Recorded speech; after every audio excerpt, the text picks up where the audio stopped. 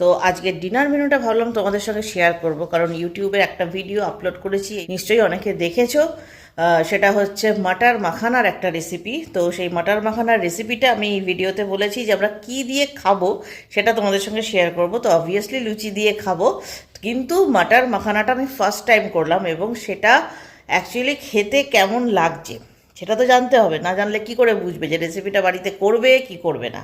তো চলো এটার রিভিউটা বাড়ির লোকের কাছ থেকে নিই ফার্স্ট টাইম, কারণ পুরোপুরি টোটালি একটা ভেজ রেসিপি, যেখানে আদা পেঁয়াজ রসুন জাতীয় কোনো কিছু ভেজিটেবলস ইউজ হয়নি।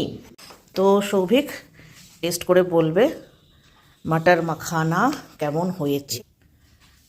জিনিসটা একটু রিচ, আগেই বলে রাখলাম, মাইল্ড কিন্তু হ্যাঁ, টেস্টি কিনা। টেস্টি এবং লুচির সাথে বা পরোটার সাথে ভালো যাবে। তো এটা খাওয়া যেতে পারে ভেজ রেসিপি হিসাবে, তাই তো?